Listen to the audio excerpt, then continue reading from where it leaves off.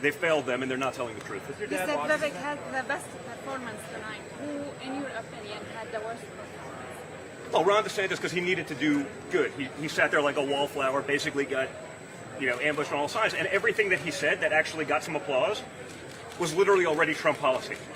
We use the military to fight the cartels. It's a threat to our nation. That's Trump policy.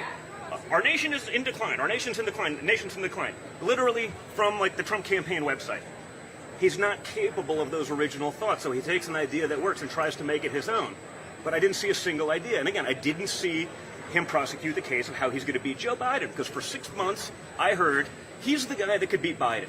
Because all the polls, before people got to actually know Ron DeSantis, said that he would be the guy to do that.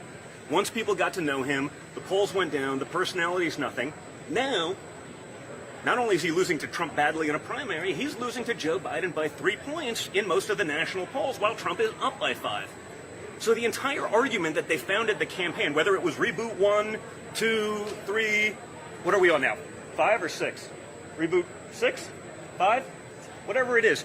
Reboot 6 still hasn't resonated. And after tonight, it didn't. So he's the guy that needed to actually perform and didn't. Vivek, I think, landed some great shots, and he made some incredible points. He had original thought, and more importantly, it wasn't robotic. Right? Does that make sense? He wasn't reading from a script like that he just memorized. He's trying to remember the points, and saying that. Even sort of when DeSantis did the interruption, to me, it was so fake.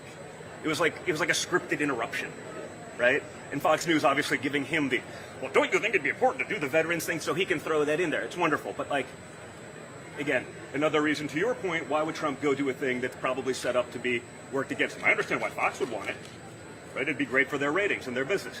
Instead, he did something else, and I think they're pushing 90 million viewers already. So, Trump won. On the stage tonight, I think Vivek performed the best. DeSantis needed a breakout moment, and, it was pathetic. What do you think about Chris? I don't know. I didn't speak to him. So I spoke to him last night,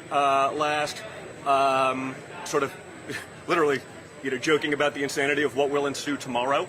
But, again, as I said, that would, to most people, normally be, pretty somber moment, pretty trying. But I think for us at this point, it's just, Tuesday. What do you make just another day. What do you make of Christie saying your father is too afraid to debate? I don't know. I like what he said. Of the things that he said, it actually resonated. I like the spirit. I like the fight. I like that he's an entrepreneur, not a bureaucrat. He actually started businesses, to call balls and strikes. I don't know where he was in 20 or 18 or 16. So, and again, you can change your political views. You got to sell that to the American people. Is it viable, or are you a good marketer? Right? So, but on the stage tonight, he's the only one that actually performed him, as far as I'm concerned.